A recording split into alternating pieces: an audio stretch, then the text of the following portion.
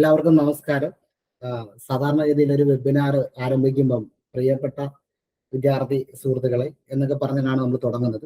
പക്ഷെ തീർച്ചയായിട്ടും ഇവിടെ അഭിസംബോധന അർഹിക്കുന്നത് പ്രിയപ്പെട്ട അധ്യാപക സുഹൃത്തുക്കളെ എന്നുള്ളതാണ്. കാരണം എല്ലാവരും UGC നിലവിൽ യോഗ്യതകൾ നേടിയിട്ടുള്ള ആളുകളാണ്.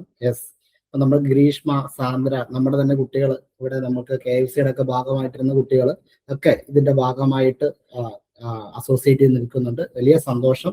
എല്ലാവരെയും ഊഷ്മളമായി സ്വാഗതം ചെയ്യുന്നു. എല്ലാ അധ്യാപക സുഹൃത്തുക്കളെയും I+ന്റെ ഈ അസിസ്റ്റന്റ് പ്രൊഫസർ ഇൻ കൊമേഴ്സ് എന്ന് പറയുന്ന ഈ വെബിനാറിലേക്ക് ആദ്യം തന്നെ സ്വാഗതം ചെയ്യുന്നു. എനിക്ക് തോന്നുന്നു സാന്ദ്രയൊക്കെയാണ്, ഗ്രീഷ്മയൊക്കെയാണ് ഈ പറയുന്ന നമ്മുടെ റെഗുലർ ക്ലാസിന്റെ ഭാഗത്ത് നിന്ന് ഒരുപാട് റെക്കമെൻഡേഷൻസ് ആദ്യമേ വന്നു. സാറേ, നമുക്ക് അസിസ്റ്റന്റ് പ്രൊഫസറിന്റെ പരീക്ഷ നേരത്തെ നമുക്ക് തുടങ്ങി വെക്കണം. കാരണം ഇതൊക്കെ റാങ്ക് ലിസ്റ്റ് ഒക്കെ തീരാൻ പോവാണ്. അപ്പൊ അതുകൊണ്ട് നമുക്ക് നേരത്തെ തുടങ്ങി വെക്കണം എന്നൊക്കെ പറഞ്ഞ് നമ്മുടെ കുട്ടികളൊക്കെ തന്നെയാണ്. എന്നിരുന്നാൽ പോലും നമുക്ക് വലിയൊരു തയ്യാറെടുപ്പ് അതിൻ്റെതായിട്ട് വേണ്ടി വരുന്നു. ആ തയ്യാറെടുപ്പുകൾ ബാക്കിൽ നടന്നു പോവുകയാണ്. നമ്മൾ ഇതിന്റെ ബാക്കിൽ വലിയൊരു റിസർച്ച് ടീം തന്നെ അസോസിയേറ്റ് ചെയ്ത് നിൽക്കുന്നുണ്ട്. അങ്ങനെ നമുക്ക് തുടങ്ങാൻ പറ്റുന്ന ഒരു കോഴ്സ് മാത്രമാണ് assistant professor in commerce. Okay, അപ്പൊ അതിന്റെ ഒരു സീരിയസ്നെസ്സിൽ തന്നെയാണ് നമ്മൾ മുന്നോട്ട് പോകുന്നത്. അപ്പം വലിയ ആശങ്കകളുണ്ട് അല്ലെ, വേക്കൻസികളുടെ കാര്യത്തിൽ. വേക്കൻസികൾ ഇനി റിപ്പോർട്ട് ചെയ്യാനുണ്ട്, റാങ്ക് ലിസ്റ്റ് നീണ്ടു പോകുമോ, ഇങ്ങനെയുള്ള കാര്യങ്ങളൊക്കെ ഉണ്ട്. പക്ഷെ എന്നിരുന്നാലും നിലവിലുള്ള ഡേറ്റ് പ്രകാരം സെപ്റ്റംബർ മാസത്തേന് റാങ്ക് ലിസ്റ്റ് തീരാൻ വേണ്ടി പോവാണ്. നമ്മളെപ്പോഴും ഒരു പരീക്ഷ കഴിയുമ്പോൾ തന്നെ അല്ലെ അതിന്റെ റാങ്ക് ലിസ്റ്റ് വന്ന് നമ്മൾ അതിൻ്റെ അകത്തൊരു സുരക്ഷിത സ്ഥലത്തിലല്ല എങ്കിൽ പിറ്റേ അതേ പോസ്റ്റിലേക്കുള്ള പരീക്ഷയ്ക്ക് തന്നെ, അടുത്ത പരീക്ഷയ്ക്ക് തന്നെയുള്ള തയ്യാറെടുപ്പുകൾ തുടങ്ങുക എന്നുള്ളതാണ് ഏറ്റവും കോമ്പറ്റേറ്റീവ് വേ ഓഫ് അപ്രോച്ച് എന്ന് പറയുന്നത്. ഒരിക്കലും നോട്ടിഫിക്കേഷൻ വന്നിട്ട്, കൺഫർമേഷൻ വന്നിട്ട് പരീക്ഷയ്ക്ക് തയ്യാറെടുക്കുന്നവർക്ക് റാങ്ക് ലിസ്റ്റിൽ കയറാൻ പറ്റുന്ന ഒരു പരീക്ഷയല്ല അസിസ്റ്റന്റ് പ്രൊഫസർ ഇൻ കൊമേഴ്സ്. ഞാൻ പറയാതെ തന്നെ നിങ്ങൾക്കറിയാം. അപ്പൊ നമ്മൾ അതിന്റെ ഭാഗമായിട്ട് നിങ്ങളുമായിട്ട് സംവേദിക്കാൻ നമ്മൾ ഉദ്ദേശിക്കുന്നത് ഈ പരീക്ഷയായിട്ട് ബന്ധപ്പെട്ട മുഴുവൻ കാര്യങ്ങളും നമ്മൾ ഈ വെബിനാറിൽ ചർച്ച ചെയ്യും എന്നുള്ളതാണ്.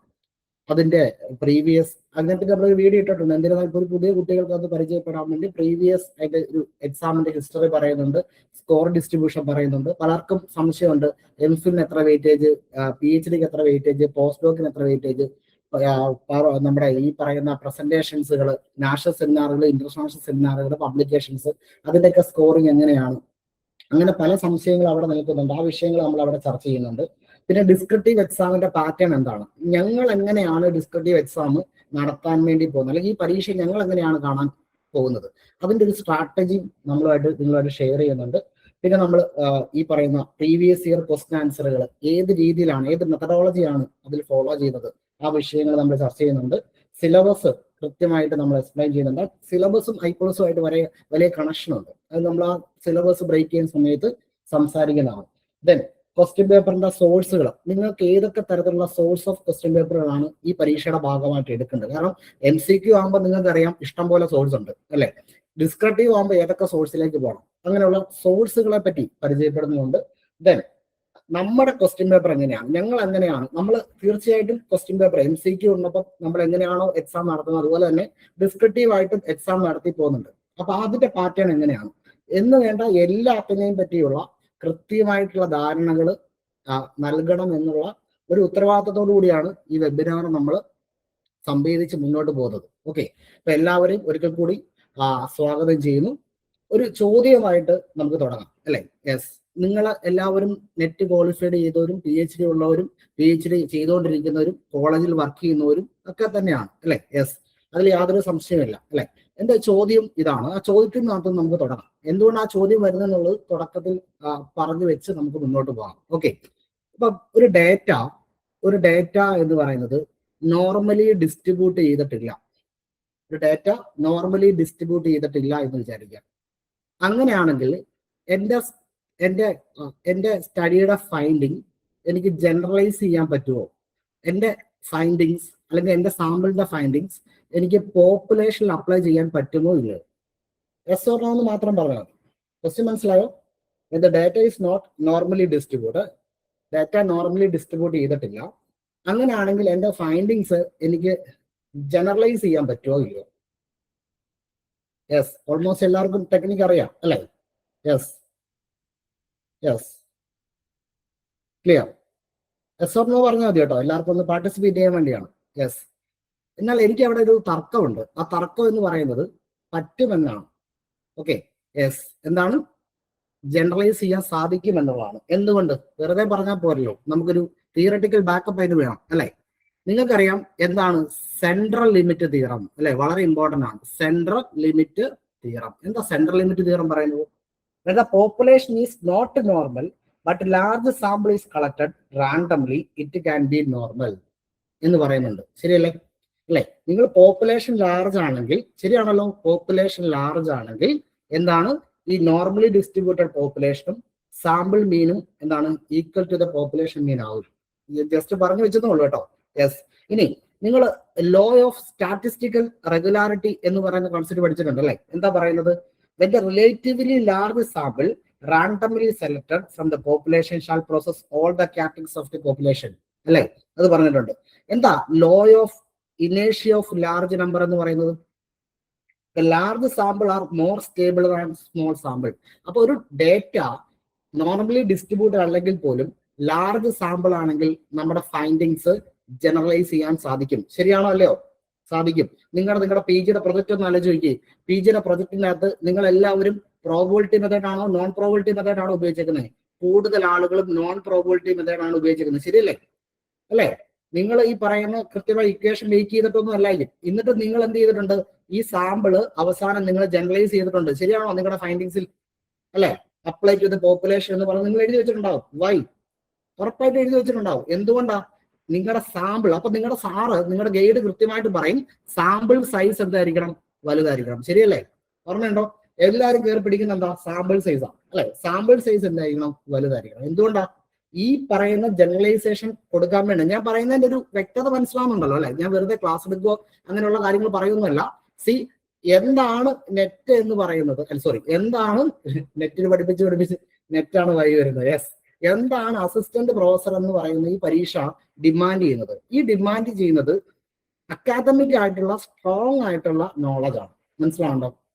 MCQ നമുക്ക് നെറ്റ് ക്ലിയർ ചെയ്യാൻ സ്ട്രോങ് ആയിട്ടുള്ള സബ്ജക്ട് നോളജ് വേണം എന്ന് പൂർണ്ണമായി ഞാൻ വിശ്വസിക്കുന്നില്ല. കാരണം അവിടെ ഫസ്റ്റ് പേപ്പർ വരുന്നുണ്ട്. MCQന്റെ അകത്ത് പ്രീവിയസ് ഇയർ ക്വസ്റ്റ്യൻ പേപ്പർ കൃത്യമായിട്ട് നിങ്ങളത് സ്റ്റഡി ചെയ്യുവാണെങ്കിൽ എന്താണ് നിങ്ങൾക്ക് അവിടെ ഒരു ബാക്കപ്പ് കിട്ടും. 100% ഉറപ്പാണ്. പക്ഷെ ഡിസ്ക്രിപ്റ്റീവ് എക്സാം വരുമ്പോൾ അവിടെ കഥകൾ മാറുകയാണ് അല്ലെ? ഡിസ്ക്രിപ്റ്റീവ് എക്സാം എന്ന് പറയുമ്പോൾ കൃത്യമായ എഴുത്ത് അല്ലെ? സബ്ജക്റ്റിനെ ഏത് രീതിയിലാണ് നിങ്ങൾ എന്ത് ചെയ്യുന്നത്? ഇന്റർപ്രറ്റ് ചെയ്യുന്നത്. അതിന്റെ ഒരു ഡെപ്ത് വളരെ ഇമ്പോർട്ടന്റ് ആണ്. ഓക്കെ, അതൊന്ന് പറഞ്ഞു വെക്കാൻ വേണ്ടി ആ ചോദ്യത്തെ ഒന്ന് ഏറ്റെടുത്തെന്ന് മാത്രമേ ഉള്ളൂ. Okay, yes. നമ്മൾ നിലവിൽ എനിക്ക് തോന്നുന്നു നമ്മൾ ഇത് യൂട്യൂബിലൊക്കെ ഇട്ടിട്ടുള്ള ഇൻഫർമേഷൻ ആണ്. പുതിയ കുറെ കുട്ടികൾ ആഡ് ചെയ്തുകൊണ്ട് മാത്രം വെച്ചിരുന്ന് മാത്രമേ ഉള്ളൂ. ഇതിലൊരു ചേഞ്ച് ഏതാണെന്ന് ചോദിച്ചു കഴിഞ്ഞാൽ, നിലവിൽ നമ്മൾ യൂട്യൂബിൽ വീഡിയോ ഇടുന്ന സമയത്ത് എത്ര അഡ്വൈസ് പോയെന്നറിയോ? 9 അഡ്വൈസ് ആയിരുന്നു. നമ്മുടെ ആ വീഡിയോ കഴിഞ്ഞതിന് ശേഷം എത്ര അഡ്വൈസും കൂടെ വന്നു? 2 അഡ്വൈസും കൂടെ വന്നു. ഇപ്പൊ 11 പേര് ഈ ലിസ്റ്റിൽ എന്ത് ചെയ്തിട്ടുണ്ട്? ഇപ്പൊ നിലവിൽ ആക്റ്റീവ് ആയിട്ടിരിക്കുന്ന അസിസ്റ്റന്റ് പ്രൊഫസർ ഇൻ കൊമേഴ്സ് എന്ന് പറയുന്ന ലിസ്റ്റിൽ ജോലി കരസ്ഥമാക്കിയിട്ടുണ്ട്, അല്ലെങ്കിൽ ജോലി മേടിച്ചിട്ടുണ്ട്. ലാസ്റ്റ് അഡ്വൈസ് വന്നത് 23/4/2026 നേരത്തെ ഓൾറെഡി നമ്മൾ ഡിസ്കസ് ചെയ്ത മാറ്ററാണ്. എത്ര ആളുകളാണ്? 6303 പേര് അപ്ലൈ ചെയ്തിട്ടുണ്ട്.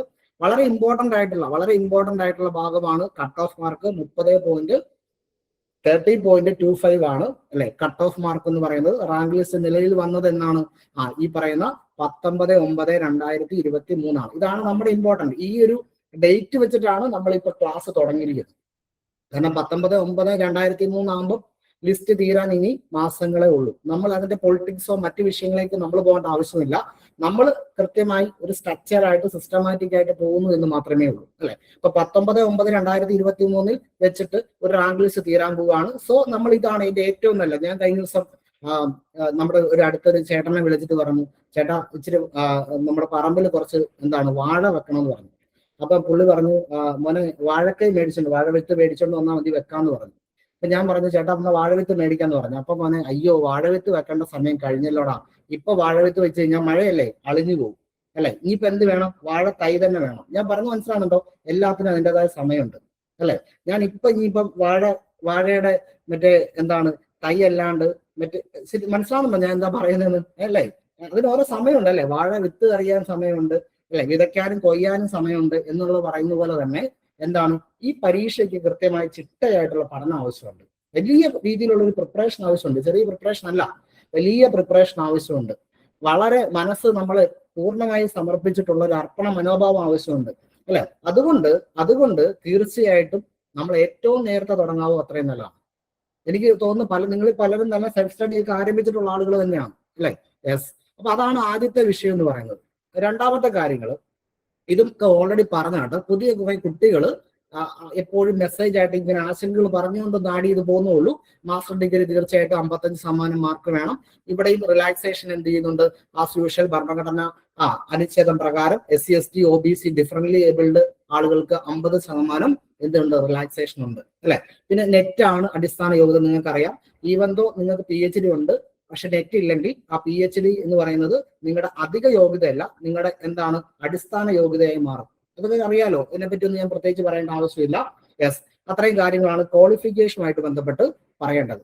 Okay, yes. ഇനി PSCക്ക് ഒരു എന്താണ് വെയിറ്റേജ് സംവിധാനമുണ്ട് കേട്ടോ. ഇതാണ് നിങ്ങളുടെ PSCയുടെ വെയിറ്റേജ്. ഓൾറെഡി നിങ്ങൾക്ക് അറിയാം, HSST പോലുള്ള പരീക്ഷകളിലൊക്കെ സംവേദിക്കുന്ന കുട്ടികളായതുകൊണ്ട് വിദ്യാർത്ഥി സുഹൃത്തുക്കൾ കേട്ടോ, വിദ്യാർത്ഥി സുഹൃത്തുക്കളല്ല, അധ്യാപക സുഹൃത്തുക്കളായതുകൊണ്ട് തന്നെ നിങ്ങൾക്ക് അതിനെപ്പറ്റി ഒരു ധാരണയുണ്ടെന്നുള്ളത് കൃത്യമാണ്, അല്ലെ? കാരണം MPhil ഉള്ള ഒരാൾക്ക് 2 മാർക്കാണ്, PhD ഉള്ള ഒരാൾക്ക് 4 മാർക്കാണ്, MPhilഉം PhD ഉള്ള ഒരാൾക്ക് 5 മാർക്കാണ്, PDF ഉണ്ടെങ്കിൽ 2 മാർക്കാണ്. എക്സ്പീരിയൻസിന്റെ കാര്യമൊന്നും നിലവിൽ നമ്മളോട് പറയുന്നില്ല. ക്ലിയർ ആണെന്നുണ്ടോ? ഇത്രയുമാണ് മാർക്ക് ഡിസ്ട്രിബ്യൂഷൻ. ക്ലിയർ ആയോ? നിങ്ങൾ പലർക്കും എയ്ഡഡ് കോളേജിലും അതുപോലെ തന്നെ ഗവൺമെന്റ് കോളേജിലൊക്കെ എക്സ്പീരിയൻസ് ഉള്ളവരുണ്ടാകും. പക്ഷെ നിലവിൽ നമ്മൾ മനസ്സിലാക്കുമ്പോൾ PSCയുടെ നോട്ടിഫിക്കേഷൻ പ്രകാരം PSCയുടെ റാങ്ക് ലിസ്റ്റ് എടുത്ത് പഠിക്കുമ്പോഴും ഇതാണ് അവിടുത്തെ വെയിറ്റേജ് അപ്രോച്ച് എന്ന് പറയുന്നത്. Okay, clear? യെസ്. ഇനി ബാക്കി MPhilന്റെ ആണെങ്കിലും പോസ്റ്റ് ഡോക്കിന്റെ ആണെങ്കിലും മറ്റു വിഷയങ്ങളെല്ലാം ഇവിടെ ഇതാണ് പറയുന്നത്. ബാക്കി പേപ്പർ പ്രസന്റേഷന്റെ കാര്യങ്ങൾ, നാഷണൽ ഇന്റർനാഷണൽ കോൺഫറൻസിന്റെ കാര്യങ്ങൾ, പക്ഷെ അതൊക്കെ നിങ്ങളെ ഇന്റർവ്യൂവിന് സഹായിക്കുമായിരിക്കും. അപ്പൊ നിങ്ങളൊരു ഇന്റർവ്യൂവിന് അറ്റൻഡ് ചെയ്യുന്ന സമയത്ത് അസിസ്റ്റന്റ് പ്രൊഫസറുടെ റാങ്ക് ലിസ്റ്റിൽ വന്നു, ഇന്റർവ്യൂവിന്റെ സമയത്ത് സ്വാഭാവികമായിട്ട് ഇത്തരത്തിലുള്ള കാര്യങ്ങളൊക്കെ ഇന്റർവ്യൂവിനെ നിങ്ങൾക്ക് കുറച്ചും കൂടെ പുഷ് ചെയ്യാൻ സഹായിക്കും. പക്ഷെ ഇവിടെ ഡിഗ്രി ഓഫ് വെയിറ്റേജിന്റെ കാര്യത്തിൽ നിലവിൽ PSC നമ്മളോട് പറയുന്നതാണ്. യെസ്, PDF എന്ന് പറഞ്ഞാൽ PhDക്ക് ശേഷം നമ്മൾ ചെയ്യുന്നതാണ് കേട്ടോ.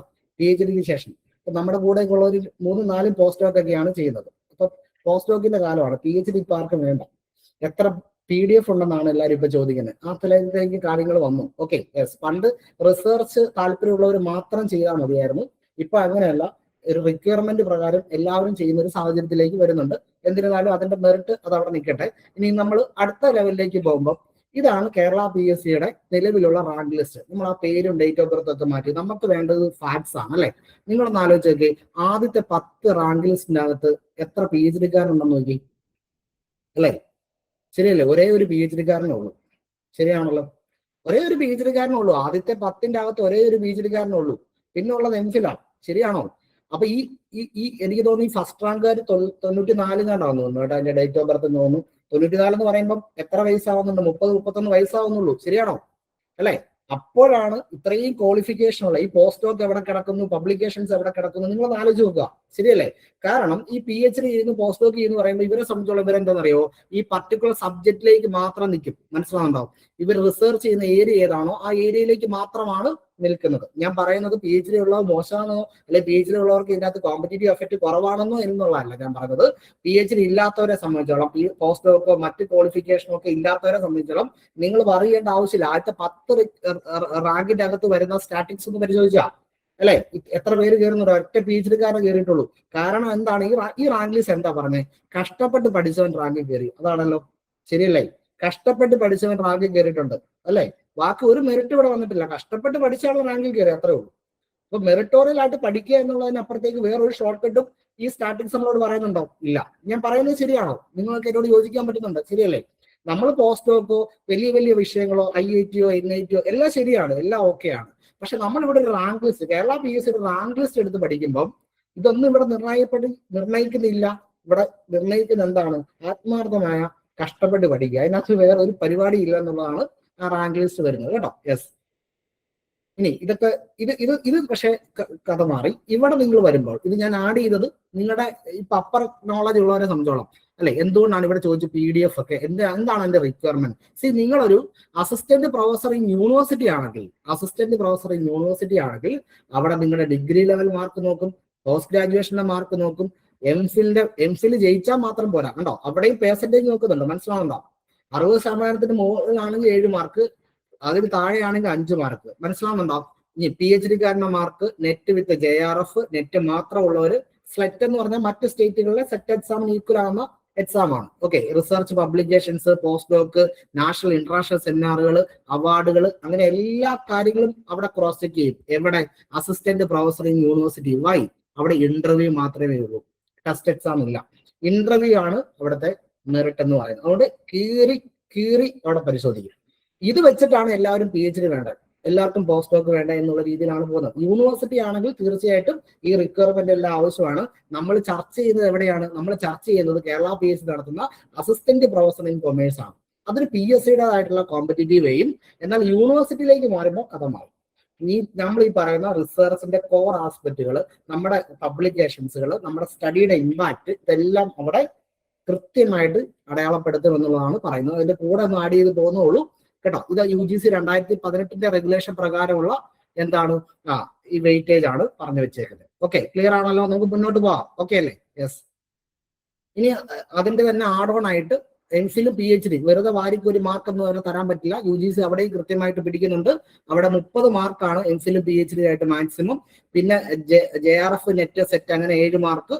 പിന്നെ എന്താണ് അവാർഡ് കാറ്റഗറി 3 മാർക്ക്. അങ്ങനെ മൊത്തം 100 മാർക്കിന്റെ കേസാണ് അവിടെ ടോട്ടൽ ആയിട്ട് വരുന്നത് കേട്ടോ. ടീച്ചിങ് എക്സ്പീരിയൻസ് കൂടെ ഉൾപ്പെടെ തീർച്ചയായിട്ടും മനസ്സിലാക്കുക. നിങ്ങൾ എയ്ഡഡ് കോളേജിലോ ഗവൺമെന്റ് കോളേജിലാണെങ്കിൽ മാത്രമാണ് ഈ ടീച്ചിങ് എക്സ്പീരിയൻസ് കൗണ്ട് ചെയ്യുന്നത്. അതൊക്കെ നിങ്ങൾക്ക് അറിയാവുന്ന വിഷയങ്ങളാണ് അല്ലെ?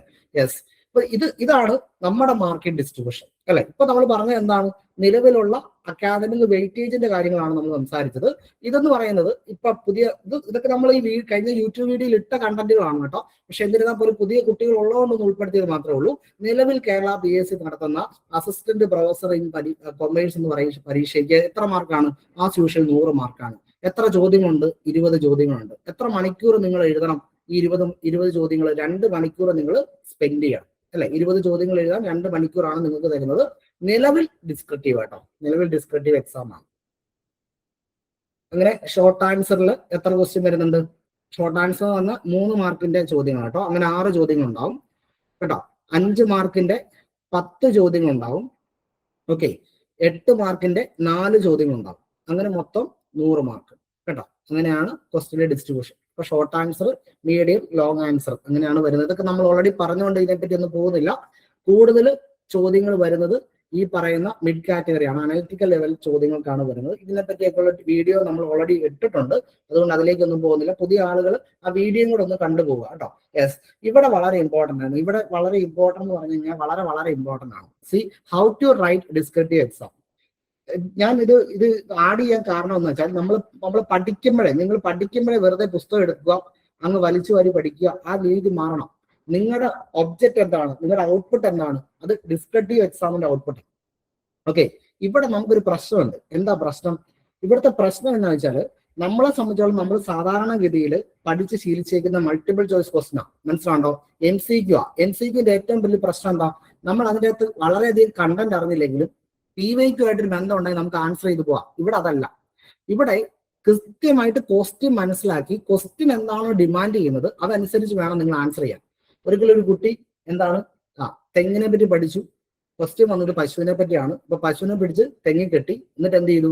തെങ്ങിനെ പറ്റി അങ്ങ് എഴുതി എന്ന് പറയുന്ന പോലെയാണ് പലപ്പോഴും നമ്മൾ ഗ്യാസ് അടിച്ച് വെച്ച് പരീക്ഷ എഴുതി പോയി അങ്ങനെ മാർക്ക് സ്കോർ ചെയ്ത് വന്ന ഒരു ശൈലിയോ സാഹചര്യങ്ങളോ ഒക്കെ ഉണ്ടായിട്ടുണ്ടെങ്കിൽ അതെല്ലാം പ്രശ്നമാണ്. ഇവിടെ എന്താണ്? കണ്ടന്റിന്റെ മാർജിനാണ് ഇമ്പോർട്ടന്റ്, വളരെ ഇമ്പോർട്ടന്റ് ആണ്. ഓക്കെ, അതുപോലെ തന്നെ ആക്ഷൻ വേർഡ് അത് വളരെ ഇമ്പോർട്ടന്റ് ആണ്. ഇപ്പൊ ഡിഫൈൻ എന്ന് പറഞ്ഞു കഴിഞ്ഞാൽ സമയക്കുറവ് കൊണ്ട് അധികം നീട്ടിപ്പിടിച്ച് പോകുന്നില്ല. ഇപ്പൊ ഡിഫൈൻ എന്ന് പറഞ്ഞാലും, അനലൈസ് എന്ന് പറഞ്ഞാലും, കമ്പയർ എന്ന് പറഞ്ഞാലും, ഡിസ്കസ് എന്ന് പറഞ്ഞാലും, ചോദ്യം ഇടുന്ന ആൾ എന്താണ് ഉദ്ദേശിക്കുന്നത്? ഓക്കെ, ഇപ്പൊ ഇലിസ്ട്രേറ്റ് എന്ന് പറഞ്ഞു കഴിഞ്ഞാൽ കൃത്യമായിട്ട് നിങ്ങൾ എക്സാമ്പിൾ കോട്ട് ചെയ്യണം. അവിടെ ഡയഗ്രാമാറ്റിക് ആയിട്ട് നിങ്ങൾ മുന്നോട്ട് വെക്കണം അല്ലെ. അനലൈസ് എന്ന് പറഞ്ഞാൽ എന്താണ്? കോസ് ആൻഡ് എഫക്റ്റ് റിലേഷൻഷിപ്പിൽ വേണം നിങ്ങൾ ആൻസർ ചെയ്യാൻ.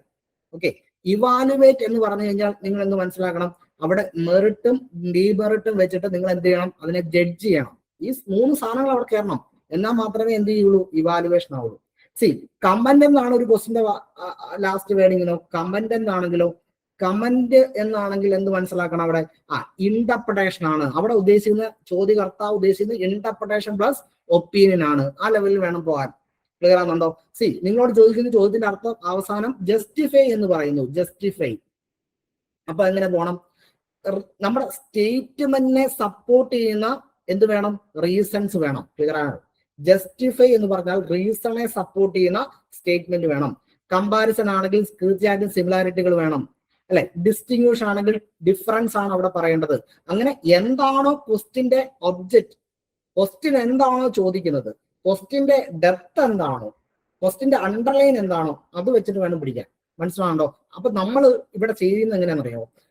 അതിലേക്ക് ഞാൻ വരാം കേട്ടോ. നമ്മുടെ സ്ട്രാറ്റജി നമ്മളിപ്പോ പറയുന്നുണ്ട്, എങ്ങനെയാണ് നമ്മൾ പഠിപ്പിക്കുന്നതിനപ്പുറത്ത് എങ്ങനെയാണ് നമ്മൾ ഡിസ്കസ് ചെയ്ത് പോകുന്നത്. ഇവിടെ പഠിപ്പിക്കലും കാര്യങ്ങളൊന്നുമില്ല, ചർച്ചയാണ്. അങ്ങോട്ടും ഇങ്ങോട്ടുമുള്ള തുറന്ന ചർച്ചകളും ക്രിയാത്മകമായിട്ടുള്ള ഇടപെടലുമാണ് നമ്മൾ മുന്നോട്ട് വെക്കുന്നത്. Okay, yes. ഇനി ഇവിടെ എങ്ങനെയാണ് ഈ പറയുന്ന സ്ട്രക്ചറിന് വളരെ ഇമ്പോർട്ടന്റ് ആണ്, അല്ലെ? സ്ട്രക്ചർ നിങ്ങൾക്ക് കൃത്യമായിട്ട് അറിയാം. സ്ട്രക്ചർ എന്ന് പറയുമ്പോൾ യെസ്, ഒരു ഇൻട്രൊഡക്ഷൻ ഉണ്ടാകും, അല്ലെ? ഇൻട്രൊഡക്ഷൻ ഉണ്ടാകും, ഒരു കണ്ടന്റ് പാർട്ട് ഉണ്ടാകും, അല്ലെ?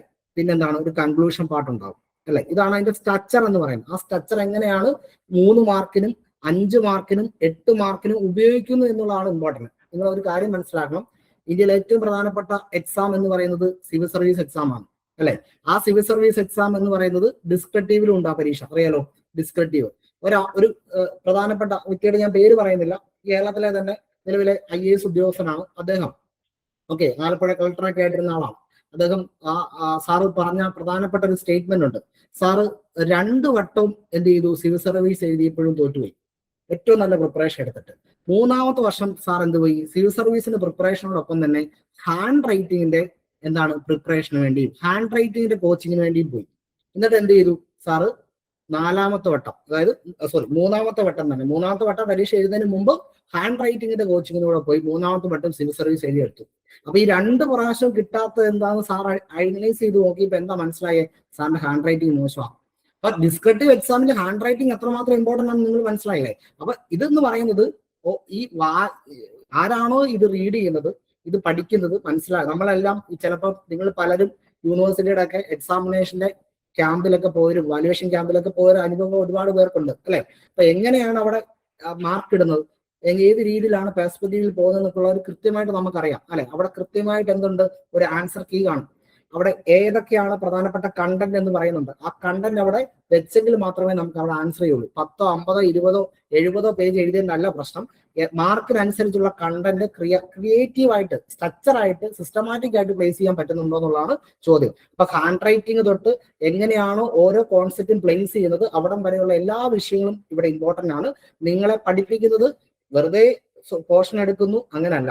എന്താണോ ഡിസ്ക്രിപ്റ്റീവ് എക്സാം, ആ പോയിന്റിലാണ് ഈ പറയുന്ന എല്ലാ സ്ട്രാറ്റജികളും വെച്ചിട്ടാണ് നമ്മൾ മുന്നോട്ട് പോകുന്നത്, കേട്ടോ? യെസ്. ഇനി ജസ്റ്റ് നമുക്ക് 1-2 ചോദ്യങ്ങൾ വെറുതെ ഒന്ന് ചർച്ച ചെയ്യാം. വെറുതെ ചർച്ച ചെയ്യാന്ന് പറഞ്ഞു കഴിഞ്ഞാൽ ഡീറ്റെയിൽ ആയിട്ട് ചർച്ച ചെയ്യുന്നില്ല, അതിന്റെ ഒരു ബേസിക് സാധനത്തിൽ നമുക്കൊന്ന് ചർച്ച ചെയ്ത് പോകാം. ഇതിപ്പം നമ്മുടെ തന്നെ PSCയിലുള്ള ഈ കഴിഞ്ഞ തവണ ചോദിച്ചിട്ടുള്ള പ്രീവിയസ് ഇയർ ക്വസ്റ്റ്യൻ ആട്ടോ. Previous year question. Voice clear ആണല്ലോ, അല്ലെ? സംസാരിക്കുന്നത് കേൾക്കാൻ പറ്റുന്നുണ്ടല്ലോ, ഓക്കെ ആണല്ലോ, അല്ലെ? യെസ്. കാരണം ഒത്തിരി പറഞ്ഞ് നിങ്ങളെ മുഷിപ്പിക്കണ്ട. എന്താണ് ഇതിന്റെയൊക്കെ ഒരു ലെയർ, അതൊന്ന് മനസ്സിലാക്കണം. അതാണ് മാത്രമാണ് നമ്മുടെ പ്രധാനപ്പെട്ട ഒബ്ജക്റ്റ്, കേട്ടോ? യെസ്. ഇവിടെ നമ്മൾ മനസ്സിലാക്കേണ്ട വളരെ പ്രധാനപ്പെട്ട കാതലായിട്ടുള്ള വിഷയമുണ്ട്, അല്ലെ? ഒന്ന്, PYQനെ ഡീകോഡ് ചെയ്യേണ്ടത് തിയറട്ടിക്കൽ ബേസിൽ, ഫാക്ട്സിന്റെ ബേസിൽ, പിന്നെ എന്ത് ട്രിക്സ് അവിടെ ഉപയോഗിക്കാം, ഏത് രീതിയിൽ ഈ ആൻസർ ചെയ്യാം. ഇത് 3 മാർക്കിന്റെ ചോദ്യമാണ് കേട്ടോ. ഇത് 3 മാർക്കിന്റെ ചോദ്യമായിട്ടാണ് PYQൽ വന്നത്. നിങ്ങൾ ഈ ചോദ്യം കണ്ടിട്ടുണ്ടാവും, പലരും ഈ ചോദ്യം ചിലപ്പോൾ എഴുതിയിട്ടും ഉണ്ടാവും. ഓക്കെ, അപ്പൊ 3 മാർക്കിന്റെ. അപ്പൊ നിങ്ങൾ ആലോചിക്കാതെ ഒരു കാരണവശാലും ആൻസറിലേക്ക് എടുത്ത് ചാടരുത്, അല്ലെ? ഈ ക്രോസ് സെക്ഷണൽ സ്റ്റഡി എന്ന് പറയുമ്പോൾ എന്താണ്? സിംഗിൾ പോയിന്റ് ഓഫ് ടൈമിൽ പഠിക്കുന്നതാണ് ക്രോസ് സെക്ഷണൽ സ്റ്റഡി എന്ന് പറയുന്നത്, അല്ലെ? Data clash at 1 point of time, അല്ലെ? ഈ സ്റ്റഡീനെ തന്നെ നമ്മൾ എന്താണ് സ്നാപ്ഷോട്ട് സ്റ്റഡി എന്നും പറയും, ആണല്ലോ, അല്ലെ? അപ്പൊ നമ്മൾ അതിനെ കണ്ടന്റ് എന്ത് ചെയ്യുന്നു? ഒന്നുമായിട്ട് ക്രോസ് ചെക്ക് ചെയ്യുന്നു, അല്ലെ? അല്ലെങ്കിൽ ഒന്നിനോട് ബന്ധിപ്പിക്കുന്നു, അല്ലെ? പിന്നെ എന്താണ്? ഈ സ്നാപ്ഷോട്ട് വെച്ചിട്ട് നമുക്ക് കുറച്ച് കാര്യങ്ങൾ പറയാം.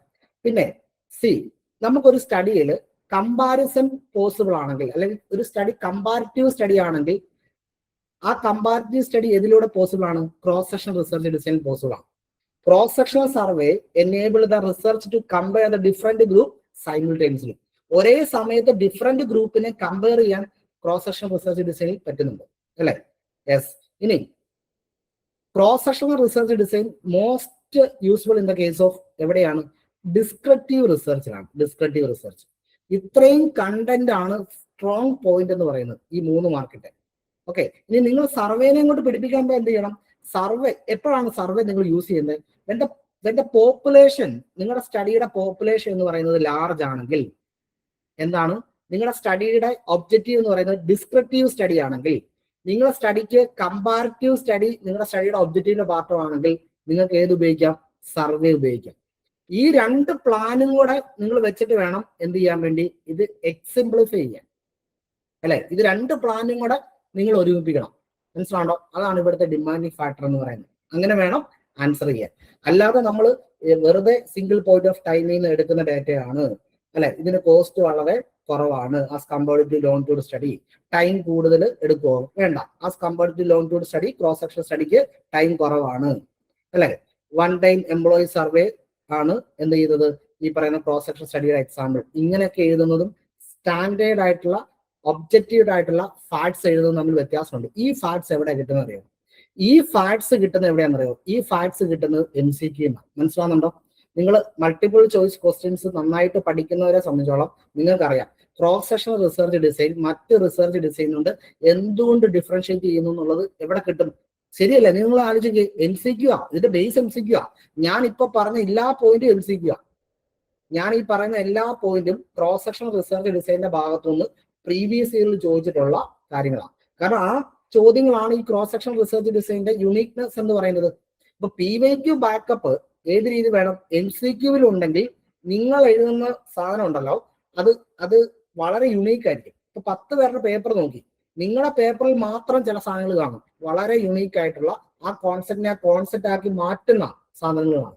അതിന് MCQവിന്റെ ബാക്കപ്പ് വളരെ വളരെ ഇമ്പോർട്ടൻ്റ് ആണ്. മൾട്ടിപ്പിൾ ചോയ്സ് ക്വസ്റ്റ്യൻ ആയിട്ടുള്ള ബാക്കപ്പ് വളരെ ഇമ്പോർട്ടൻ്റ് ആണ്. അപ്പൊ നമ്മൾ തരുന്ന നോട്ടിന്റെ അകത്ത് ഈ രീതിയിലുള്ള MCQവിന്റെ ടാക്ടിക്സ് നമ്മൾ അപ്ലൈ ചെയ്യും. മനസ്സിലാകുന്നുണ്ടോ? വെറുതെ നിങ്ങളോട് നമ്മൾ മറ്റേ ഈ എന്താണ് ഈ യൂണിവേഴ്സിറ്റി എക്സാമുകളുടെ ഒക്കെ സമയത്ത് നമ്മൾ ക്യാപ്സൂൾ പരുവത്തിലുള്ള പുസ്തകങ്ങൾ എടുത്തു വെക്കുമല്ലോ, ആ പരിപാടിയല്ല ഇവിടെ വേണ്ടത്. ഇവിടെ MCQവിന്റെ ഗ്രൗണ്ട് വെച്ചിട്ട് വേണം നിങ്ങൾ ഡിസ്ക്രിപ്റ്റീവിനെ സ്പേസ് ചെയ്യാൻ. അതാണ് അവിടുത്തെ ഇമ്പോർട്ടന്റ് കാര്യം. Okay, yes. നമുക്ക് സമയത്തിന്റെ കുറവ് മാത്രമല്ല, ഒരുപാട് നീട്ടി വലിച്ച് പോകണ്ട എന്നുള്ളതാണ് കേട്ടോ. ഇവിടെ ഇതുണ്ടോ, പ്രേംസാഗർ എന്റർപ്രൈസ് ലിമിറ്റഡിന്റെ ഒരു കാര്യം പറഞ്ഞേക്കുവാണ്. നമ്മുടെ ഫിനാൻഷ്യൽ മാനേജ്മെന്റുമായിട്ട് ബന്ധപ്പെട്ടാണ് കാര്യങ്ങൾ. ഇവിടെ അവര് എന്താണ് 1 CR എന്താണ് ഫണ്ട് ഫൈനാൻസ് ചെയ്യുന്നുണ്ട്. അപ്പൊ അതിനകത്ത് 3 സോഴ്സ് ആണ്, option A, option B, option C. Option A എന്ന് പറയുമ്പോൾ അവർ ഇക്വിറ്റി മാത്രമേ ഉപയോഗിക്കുന്നുള്ളൂ. ഓപ്ഷൻ ബി എന്ന് പറയുമ്പോൾ ഇക്വിറ്റി പ്ലസ് ഡെപ്റ്റ് ഉപയോഗിക്കുന്നുണ്ട്. പക്ഷെ ഇവിടെ ഡെപ്റ്റ് എന്ന് പറയുന്നത് വളരെ കുറവാണ്, അല്ലെ. 1 കോടി രൂപ വേണ്ടടുത്ത് 80 ലക്ഷം രൂപ ഇക്വിറ്റി, ഡെപ്റ്റ് എന്ന് പറയുന്നത് 20 ലക്ഷം രൂപയാണ്. അപ്പൊ ഡെപ്റ്റ് വളരെ മാർജിനൽ എമൗണ്ട് മാത്രമേ ഉപയോഗിക്കുന്നുള്ളൂ. പക്ഷെ ഓപ്ഷൻ സിനെയാണ് നമ്മൾ എന്ത് പറയുന്നത്? ലിവേഡ് ഫേം എന്ന് പറയുന്നത്. കാരണം 1 CR വേണ്ടടുത്ത് മജോറിറ്റി ഫണ്ട് എന്താണ് ഡെപ്റ്റിൽ നിന്നാണ് കളക്ട് ചെയ്യുന്നത്. ക്ലിയർ ആയോ? അപ്പം എ എന്ന് പറയുമ്പോൾ എന്താണ് പൂർണ്ണമായിട്ട് നമുക്ക് എന്ത് പറയാം? ഒരു അൺലിവേഡ് ഫേം ആണ്. ബി എന്ന് പറയുന്നത് അവിടെ ഡെപ്റ്റ് ഉപയോഗിക്കുന്നുണ്ടെങ്കിൽ പോലും വളരെ ചെറിയ എമൗണ്ട് മാത്രമേ ഡെപ്റ്റ് ഉപയോഗിക്കുന്നുള്ളൂ. സിയിലേക്ക് വരുമ്പോൾ എന്താ പ്രശ്നം? സി എന്ന് പറയുന്നത് ലിവേഡ് ഫേം ആണ്. എന്നിട്ട് അവര് എന്തുകൂടെ പറയുന്നുണ്ട്? ഈ കമ്പനിയുടെ എസ്റ്റിമേറ്റഡ് ഏണിംഗ് പെർ ഇയർ, അതായത് എബിറ്റ് തരുന്നുണ്ട്. Earning before interest and tax EBIT തരുന്നുണ്ട്, അല്ലെ. 40 ലക്ഷം രൂപ എബിറ്റ് വരുന്നുണ്ട്. കോർപ്പറേറ്റ് ടാക്സ് 50% ആണെന്ന് പറയുന്നുണ്ട്. അങ്ങനെയാണെങ്കിൽ ഗിയറിംഗ് എഫക്റ്റ് അല്ലെങ്കിൽ financial leverage effect on EPS, അതാണ് നമ്മളോട് പറഞ്ഞിരിക്കുന്നത്. വളരെ സിമ്പിൾ ക്വസ്റ്റ്യൻ ആണ്. കാരണം എന്താ, സബ്ജക്ട് പഠിക്കുന്നവരെ സംബന്ധിച്ചോളം വളരെ സിമ്പിൾ ക്വസ്റ്റ്യൻ ആണ്, അല്ലെ. യെസ്. കാരണം ഈ ഒരു പോർഷൻസ് എല്ലാം നമ്മൾ കൃത്യമായിട്ട് ക്ലാസ്സിൽ ചർച്ച ചെയ്യുന്ന പോർഷൻസ് ആണ്. ഇതിനെ എങ്ങനെ പിടിക്കാൻ പറ്റണം? ഈ ക്വസ്റ്റ്യൻ നിങ്ങൾക്ക് പരീക്ഷ കിട്ടി. എങ്ങനെ ഒരു ക്വസ്റ്റ്യൻ ഒരു സ്റ്റുഡന്റ് അല്ലെങ്കിൽ ഒരു പരീക്ഷ എഴുതുന്ന ഒരു വിദ്യാർത്ഥി എന്നുള്ള നിലയിൽ നിങ്ങൾ എങ്ങനെ തന്നെ കാണും? ആദ്യം ഇതിന്റെ ലേഔട്ട് പിടിക്കണം, അല്ലെ. ഇവിടെ EPS തൊട്ടുള്ള എബിറ്റ് തൊട്ട് EPS ഉള്ള കാര്യങ്ങളാണ് പഠിക്കേണ്ടത്. അപ്പൊ എന്താണ് നമ്മുടെ ആ സ്റ്റാൻഡേർഡ് ഫോമിലേക്ക് വരണം. ആദ്യം എബിറ്റ് വന്നു, എബിറ്റിൽ നിന്ന് എന്ത് കുറക്കണം? ലെസ് ഇൻട്രസ്റ്റ് കുറയ്ക്കണം, അല്ലെ. എത്രയാണോ ഇൻട്രസ്റ്റ്, അല്ലെ, അത് കുറയ്ക്കണം. അപ്പൊ എന്ത് കിട്ടും? അപ്പൊ EBT കിട്ടും, അല്ലെ. EBT കിട്ടും, ഏണിംഗ് ബിഫോർ ടാക്സ് കിട്ടും. അതിൽ നമ്മൾ എന്ത് കുറയ്ക്കണം? ലെസ് ടാക്സ് കുറയ്ക്കണം. അപ്പൊ നമുക്ക് എന്ത് കിട്ടും? ഏണിംഗ് ആഫ്റ്റർ ടാക്സ് കിട്ടും, അല്ലെ.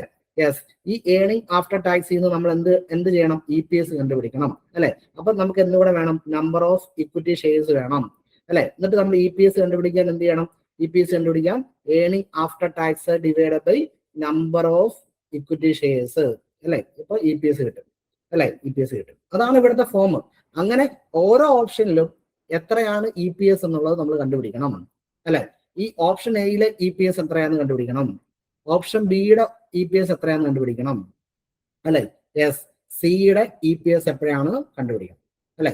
എപ്പോഴും നിങ്ങൾ മനസ്സിലാക്കണം, നമ്മളൊരു ഇൻട്രസ്റ്റ് നമുക്ക് കോസ്റ്റ് ആയിട്ട് വരുന്നുണ്ട്. അതായത് നമ്മൾ ഡെപ്റ്റ് നമ്മുടെ ക്യാപിറ്റൽ സ്ട്രക്ചറിൽ ഉപയോഗിക്കുന്നുണ്ട്. ആ ഡെപ്റ്റിന്റെ കോസ്റ്റ് 5 ലക്ഷം രൂപ എന്ന് വിചാരിച്ചു, 5 ലാക്ക് ആണെന്ന് വിചാരിച്ചു. ആ കോസ്റ്റിന്റെ മുകളിലിരിക്കണം നമ്മുടെ എബിറ്റ്. ക്ലിയർ ആണെന്നുണ്ടോ? ഓക്കെ, നമ്മുടെ കോസ്റ്റ് എത്രയാണോ, നമ്മുടെ ഫിനാൻഷ്യൽ കോസ്റ്റ് എത്രയാണോ, യെസ്, ഇപ്പൊ നമ്മൾ ലോൺ എടുക്കുമ്പോൾ അല്ലെങ്കിൽ നമുക്ക് ഈ പറയുന്ന ഡെപ്റ്റിന്റെ കോസ്റ്റ്, ഡെപ്റ്റിന്റെ കോസ്റ്റ് എന്ന് പറയുന്നത് എത്രയാണ്? 5 ലാക്ക് ആണ്, 5 ലക്ഷമാണ്. ഓക്കെ, എബിറ്റ് എന്ന് പറയുന്നത്, ആ ഇൻവെസ്റ്റ് നിന്ന് കിട്ടുന്ന നമ്മുടെ പ്രോഫിറ്റ് എന്ന് പറയുന്നത് 8 ലക്ഷം രൂപയാണെങ്കിൽ ഇവിടെ ഫിനാൻഷ്യൽ ലിവറേജ് എന്ന് പറയുന്നത് പോസിറ്റീവ്ലി ഇൻഫ്ലുവൻസ് ചെയ്യുന്നുണ്ട്, അല്ലെങ്കിൽ ലിവറേജ് എഫക്റ്റ് ഉണ്ട്, അല്ലെങ്കിൽ ഡെപ്റ്റിന്റെ എഫക്റ്റ് EPSനെ ഇൻക്രീസ് ചെയ്യുന്നുണ്ട് എന്ന് നമുക്ക് പറയാൻ പറ്റും. അല്ലെങ്കിൽ ഗിയറിംഗ് എഫക്റ്റ് പോസിറ്റീവ്ലി എന്ത് ചെയ്യുന്നുണ്ട്? EPSനെ അഫക്ട് ചെയ്യുന്നുണ്ടെന്ന് പറയാൻ പറ്റും. വൈ? കാരണം 8 ലക്ഷം, ഈ 5 ലക്ഷം രൂപയുടെ കോസ്റ്റ് വെച്ചിട്ട് നമുക്ക് എത്ര കിട്ടുന്നുണ്ട് പ്രോഫിറ്റ്? 8 ലക്ഷം രൂപയുടെ പ്രോഫിറ്റ് കിട്ടുന്നുണ്ട്. അതുകൊണ്ടാണ്. അതേസമയം ഇപ്പൊ ഡെപ്റ്റ് എന്ന് പറയുന്നത്, ഡെപ്റ്റിന്റെ കോസ്റ്റ് എന്ന് പറയുന്നത് 5 ലക്ഷം രൂപയാവുകയും, എന്നാൽ എബിറ്റ് എന്ന് പറയുന്നത് 4 ലക്ഷം രൂപയാണെങ്കിൽ എന്താണ് ഇവിടെ പ്രശ്നം? ഇവിടെ ഡെപ്റ്റിന്റെ എഫക്റ്റ് നെഗറ്റീവ് ആയിട്ടാണ് ഇൻഫ്ലുവൻസ് ചെയ്യുന്നത് ഫേമിന്റെ വാല്യൂവിനെ. ഈ രീതിയിലുള്ള ഒരു അപ്രോച്ച് ആണ് നമ്മൾ ഇവിടെ എടുക്കേണ്ടത്. അപ്പൊ ഈ ക്വസ്റ്റ്യൻ കാണുമ്പോഴേ എന്ത് ചെയ്യണം? ഈ ക്വസ്റ്റ്യൻ കാണുമ്പോഴേ ഇത്രയും ലെയർ നമ്മുടെ മനസ്സിലേക്ക് വരികയും ഈ രീതിയിൽ ഈ ക്വസ്റ്റ്യൻ നമ്മൾ പ്രസന്റ് ചെയ്യുകയും ചെയ്യണം. അപ്പൊ ഓപ്ഷൻ എയുടെയും ഓപ്ഷൻ ബിയുടെയും സിയുടെയും EPS കണ്ടുപിടിക്കണം. EPS കണ്ടുപിടിക്കുമ്പോൾ സ്വാഭാവികമായിട്ടും എന്തായിരിക്കും? ലിവേർഡ് ഫേമിന്, ഡെപ്റ്റ് കൂടുതൽ ഉപയോഗിക്കുന്ന ഫേമിന് അഡ്വാൻറ്റേജ് ഉണ്ടായിരിക്കും. അത് എന്തുകൊണ്ടാണ്? ആ ഡെപ്റ്റിന്റെ കോസ്റ്റിനേക്കാൾ കൂടുതൽ നമ്മുടെ എബിറ്റ് അല്ലെങ്കിൽ ഓപ്പറേറ്റിംഗ് പ്രോഫിറ്റ് നിൽക്കുന്നുണ്ടാണ്. ഈ സാധ്യത വേണം നമ്മളവിടെ പറയാൻ. ഓക്കെ, യെസ്, നമുക്ക് അടുത്തതിലേക്ക് കിടക്കാം. Okay, clear? യെസ്.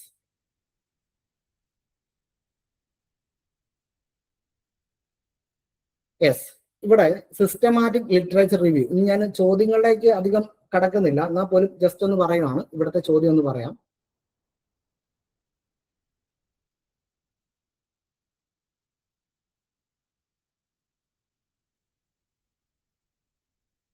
യെസ്, ഇവിടെ ചോദ്യം എന്താണ്? What is A systematic literature review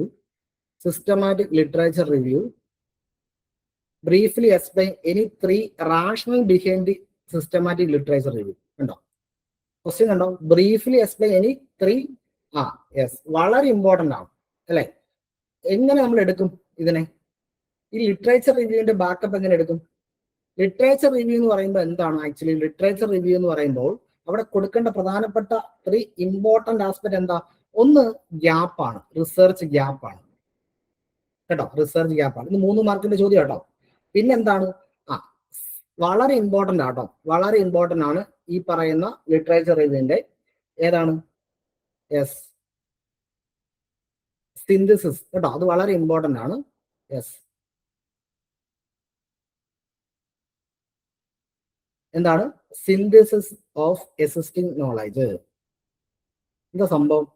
അതായത് ഇപ്പൊ ഒരു വിഷയത്തെ പറ്റി, ഒരു സബ്ജക്റ്റിനെ പറ്റി, അല്ലെങ്കിൽ ഒരു കോൺസെപ്റ്റിനെ പറ്റി ചിന്നിക്കിടക്കുന്ന നോളജുകളാണ്. പല സ്ഥലത്തായിരിക്കും നോളജുകൾ കിടക്കുന്നത്, പല പെർസ്പെക്റ്റീവിലായിരിക്കും നോളജ് കിടക്കുന്നത്, പല ആർഗ്യുമെന്റിലായിരിക്കും നോളജ് കിടക്കുന്നത്. ഇതിനെല്ലാം കൂടെ സംയോജിപ്പിക്കുന്ന എന്താണ്? Literature review. അപ്പൊ അതവിടെ പറയാം. ഞാൻ ജസ്റ്റ് ആ ഭാഗം മാത്രമേ പറയുന്നില്ല, എന്താണ് നിങ്ങളവിടെ പ്ലേസ് ചെയ്യേണ്ടതെന്ന് മാത്രം. ഓക്കെ, ദെൻ വളരെ ഇമ്പോർട്ടന്റ് ആണ് എവിഡൻസ് ബേസ്ഡ് ഡിസിഷൻ മേക്കിംഗ് എന്ന് പറയുന്നത്. അത് ലിറ്ററേച്ചർ റിവ്യൂവിന്റെ ഭാഗമാണ് കേട്ടോ. എവിഡൻസ് ബേസ്ഡ് ഡിസിഷൻ മേക്കിംഗ് എന്ന് പറയുന്നത്. അതായത് ലിറ്ററേച്ചർ റിവ്യൂവിന് നമുക്ക് കൃത്യമായിട്ട് ഡിപ്പെൻഡ് ചെയ്യുന്ന എപ്പോഴാണ്? ഈ പറയുന്ന സിസ്റ്റമാറ്റിക് വേയിലുള്ള ലിറ്ററേച്ചർ റിവ്യൂലാണ്. അപ്പൊ ഈ 3 കാര്യങ്ങളാണ് അവിടെ നമ്മൾ പറഞ്ഞു വെക്കേണ്ടത് കേട്ടോ. അപ്പൊ ആ ചോദ്യം എന്ത് മെറിറ്റോറിയൽ ആയിട്ടുള്ള ചോദ്യമാണെന്ന് വിചാരിച്ച്, അല്ലെ? അപ്പൊ ആ ചോദ്യത്തെ നമ്മൾ ആ രീതിയിൽ വേണം മനസ്സിലാക്കാൻ. അടുത്തൊരു ചോദ്യം ഇതുപോലെ തന്നെ കിടക്കുന്നത് കേട്ടോ. ഇതെല്ലാം പ്രീവിയസിൽ ഉള്ള ചോദ്യങ്ങളാണ്, വളരെ ഇമ്പോർട്ടന്റ് ആണ്.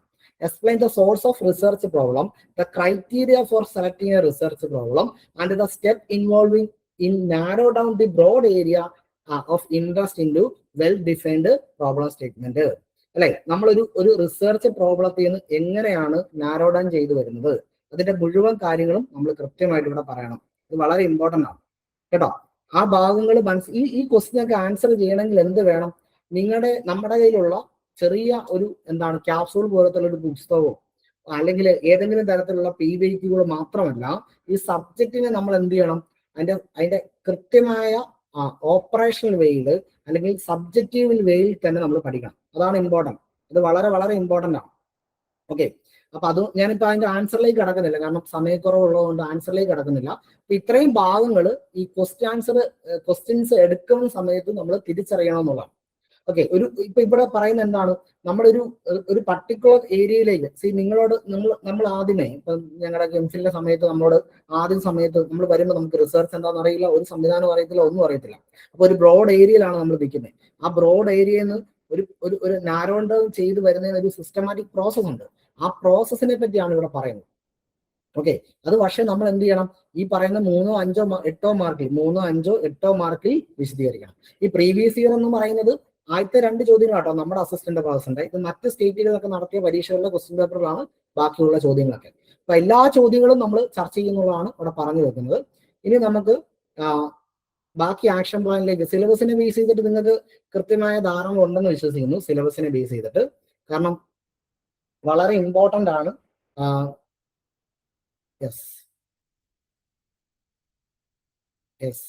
സിലബസ് ഞാൻ നേരത്തെ പറഞ്ഞു അല്ലെ, I+ സിലബസുമായിട്ട് വളരെ പ്രധാനപ്പെട്ട ഒരു ഹൃദയബന്ധമുണ്ട് അല്ലെ. അത് നമ്മൾ ആദ്യം പറഞ്ഞായിരുന്നു. എന്താണിത്? നിങ്ങൾ നെറ്റ് പഠിക്കുന്ന വിദ്യാർത്ഥികളാണ് അല്ലെ, അല്ലെങ്കിൽ നെറ്റ് പഠിച്ച ആളുകളാണ്.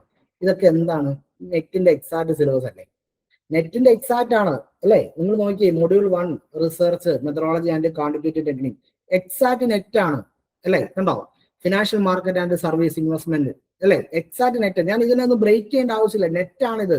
ഏത് ഭാഗമാണ് ഇല്ലാത്ത? നമുക്ക് ആകെ ഈ നെറ്റിന്റെ ഭാഗത്ത് ഇപ്പൊ ഇല്ലാത്ത, നിലവിൽ ആഡ് ചെയ്യാൻ സിലബസ് ആഡ് ചെയ്യുന്ന ഏതാണ്? എക്കണോമെട്രിക്സ് ആണ്. ശരിയല്ലേ? എക്കണോമെട്രിക്സ് ആണ്, എക്കണോമെട്രിക്സിന്റെ ഭാഗമാണ് ഇല്ലാത്ത. ബാക്കി ഏതാണ് ഇല്ലാത്ത? എല്ലാം ഉണ്ട്. MLA ഉണ്ട്, APA ഉണ്ട് അല്ലെ, ഇതെല്ലാം ഉള്ള. നമുക്കാണെങ്കിൽ പ്ലേഗറിസം ഉണ്ട്, ടൈപ്പ് ഓഫ് പ്ലേഗറിസം ഉണ്ട്, സൈറ്റേഷൻ ഉണ്ട്, ബിബ്ലിയോഗ്രഫി ഉണ്ട്, റിസർച്ച് എത്തിക്സ് ഉണ്ട് അല്ലെ, സൈറ്റേഷൻ ഇമ്പാക്ട് ഫാക്ടർ ഉണ്ട് അല്ലെ. എന്തൊക്കെ കാര്യങ്ങൾ നമ്മൾ പഠിക്കുന്നുണ്ട് നെറ്റിന്റെ ഭാഗമായിട്ട്? Parametric, non parametric, measures of tendency, dispersion, correlation, regression അല്ലെ, എല്ലാം കാര്യങ്ങൾ നമ്മൾ കൃത്യമായിട്ട് പഠിക്കുന്നത്. ഞാനിപ്പോ പറഞ്ഞ റിസർച്ച് പ്രോസസ്, സ്കെയിലിംഗ് അല്ലെ, nominal, ordinal, interval, ratio, scaling ടെക്നിക്കുകൾ എല്ലാം നമ്മൾ കൃത്യമായിട്ട് പഠിക്കുന്നുണ്ട്. ഇത് എക്സാക്ട് എന്താണ്? അത് നമ്മുടെ നെറ്റാണ്. ഓക്കെ, ഇനി ഫിനാൻഷ്യൽ മാർക്കറ്റിലേക്ക് വന്നു കഴിഞ്ഞാലോ, Indian financial system, capital market, money market, stock exchange, SEBI, depository receipt. അവിടെ തന്നെ നമുക്ക് എന്ത് പഠിക്കണം? ഇന്ത്യയിൽ നിലവിലുള്ള ഡെപ്പോസിറ്ററി സിസ്റ്റംസ് എന്തൊക്കെയാണെന്നുള്ളത് പഠിക്കണം. ഓൺലൈൻ ട്രേഡിംഗ്, ഇൻസൈഡ് ട്രേഡിംഗ്, ഇതെല്ലാം അതെ. ഇതിനകത്ത് കുറച്ചും കൂടെ അഡീഷണൽ ആയിട്ട് കയറി വരുന്നതെന്ന് വെച്ചാൽ ബിഹേവിയറൽ ഫിനാൻസ് ആണ് കേട്ടോ. ബിഹേവിയറൽ ഫിനാൻസ് എന്ന് പറയുമ്പോൾ മോഡേൺ ഫിനാൻസുമായിട്ട് ബന്ധപ്പെട്ട് വരുന്ന കാര്യങ്ങളാണ്. അവിടെ നമുക്ക് കുറച്ചും കൂടെ എഡ്ജ് കൊടുക്കണം കേട്ടോ. ബിഹേവിയർ ഫിനാൻസ് പക്ഷെ പഠിക്കാൻ വളരെ വളരെ വളരെ എളുപ്പമുള്ള സംഗതിയാണ്. അപ്പൊ ബിഹേവിയർ ഫിനാൻസുമായിട്ട് ബന്ധപ്പെട്ട മോഡേൺ തിയറികൾ നമ്മൾ പഠിക്കണം. ബിഹേവിയറൽ ബയാസ്, എനിക്കൊന്ന് കഴിഞ്ഞ പ്രീവിയസ് ഇയറിലൊക്കെ ചോദിച്ചിരിക്കുന്നത് ഈ ബിഹേവിയറൽ ബയാസിന്റെ ഭാഗത്തു നിന്നാണ് ചോദ്യങ്ങൾ വന്നത്. ആ ബയാസ് എങ്ങനെ നമ്മൾ ഓവർകം ചെയ്യാം. ഫിനാൻഷ്യൽ മോഡലിംഗ്, ഇതൊക്കെ മോഡേൺ ഫിനാൻസുമായിട്ട് ബന്ധപ്പെട്ട ഭാഗങ്ങൾ അവിടെ വരുന്നുണ്ട്. പക്ഷെ ബാക്കിയെല്ലാം എന്താണ്? നെറ്റിന്റെ ഭാഗമായിട്ട് വരുന്നത്. ഇതൊക്കെ കൃത്യമല്ലേ അല്ലെ. പോർട്ട്ഫോളിയോ മാനേജ്മെന്റ് ആൻഡ് ഡെറിവേറ്റീവ്സ് ഒക്കെ നിങ്ങൾ നെറ്റിൽ പഠിച്ചതും മനസ്സിലാക്കിയും കാര്യങ്ങൾ തന്നെയാണ് വരുന്നത് അല്ലെ. CAP അപ്രോച്ച് വരുന്നുണ്ട്, മാർക്കോവിസ് മോഡൽ വരുന്നുണ്ട് അല്ലെ, എഫിഷ്യന്റ് പോർട്ട്ഫോളിയോ വരുന്നുണ്ട്. അവിടെ എഫിഷ്യന്റ് ഫോണ്ടിയർ നമുക്ക് പഠിക്കാനുണ്ട്. പിന്നെ ഈ CML അനാലിസിസ് ആൻഡ് SML, അതിന്റെ ഗ്രാഫിക്കൽ റെപ്രസെന്റേഷൻ വരുന്നുണ്ട് അല്ലെ. പിന്നെന്താടാ, ആർബിട്രേജ് പ്രൈസിംഗ് തിയറി വരുന്നുണ്ട്, പോർട്ട്ഫോളിയോ റിസ്ക് റിവിഷന് അതെല്ലാം വരുന്നുണ്ട്, ടെന്യൂർ റേഷ്യോ വരുന്നുണ്ട്, വളാറ്റിലിറ്റി, ഇതെല്ലാം അതെ അല്ലെ. ഇതല്ലേ ഫാമയുടെ ഡീകമ്പോസിഷൻ, ഇതെല്ലാം നമ്മൾ പഠിച്ചിട്ടുള്ള അല്ലെ. നെറ്റുമായിട്ട് ബന്ധപ്പെട്ടാണ് സകല സിലബസും കിടക്കുന്നത്. എക്സാക്ട് എല്ലാം അങ്ങനെ തന്നെ കേട്ടോ. ഇൻകം ടാക്സ് എടുത്താലും ഡെറിവേറ്റീവ്സ് എടുത്താലും എല്ലാം നെറ്റാണ്. എല്ലാം ഞാൻ വെറുതെ എടുത്ത് പറയേണ്ട ആവശ്യമില്ല, നെറ്റാണ്. നെറ്റിലെ കാര്യങ്ങൾ തന്നെയാണ് കിടക്കുന്നത്. ഈ പറയുന്ന പോലെ ഓരോ മുറിയിലും 1, 2 കാര്യങ്ങൾ ആഡ് ഓൺ ചെയ്തെന്ന് മാത്രമേ ഉള്ളൂ, എടുത്തു കളഞ്ഞിട്ടില്ല, ആഡ് ഓൺ ചെയ്യുന്നത് മാത്രമേ ഉള്ളൂ. ബാക്കി എല്ലാം നെറ്റാണ്. Okay, advanced cost and management അക്കൗണ്ടിങ്ങിന്റെ അകത്ത് ഈ പറയുന്ന പോലെ എല്ലാം നെറ്റിന്റെ പാർട്ടാണ് വന്നിരിക്കുന്നത് കേട്ടോ. അവർ ആ നെറ്റ് എടുത്ത് ഇങ്ങോട്ട് വെച്ചെന്ന് മാത്രമേ ഉള്ളൂ. Cooperative financial accounting and reporting. Okay, ഇതിന്റെ അകത്ത് ഈ ഇൻസോൾവൻസി ആൻഡ് ബാലൻസി കോഡ് 2016 ഇതിന്റെ അകത്ത് ഒന്ന് കഴിഞ്ഞ PYQ ചോദ്യമുണ്ട്. Okay, then international business and finance ഉണ്ട്, ഇതും നെറ്റിന്റെ PYQ തന്നെ. യെസ്. പിന്നെ വന്നിട്ട് corporate governance and business ethics. അതിനകത്ത് കോർപ്പറേറ്റ് ഗവേണൻസുമായിട്ട് ബന്ധപ്പെട്ട അതിന്റെ ഇവല്യൂഷൻസ് വളരെ ഇമ്പോർട്ടന്റ് ആണ്. ക്ലോസ് 49 വളരെ ഇമ്പോർട്ടന്റ് ആണ്. CSR വളരെ ഇമ്പോർട്ടന്റ് ആണ്. ബാക്കി CSRുമായിട്ട് ബന്ധപ്പെട്ട ബാക്കി എല്ലാ പ്രധാനപ്പെട്ട കമ്മിറ്റികൾ, എല്ലാ ഭാഗങ്ങളും, ഓഡിറ്റ് കമ്മിറ്റി ഉൾപ്പെടെയുള്ള എല്ലാവിധ കാര്യങ്ങൾ, CSR മോഡൽസുകൾ എല്ലാം അവിടെ ഇമ്പോർട്ടന്റ് ആണ്. ഇതൊക്കെ നെറ്റിന്റെ കട്ട് ആൻഡ് കോപ്പിയാണ്. Okay, yes, clear.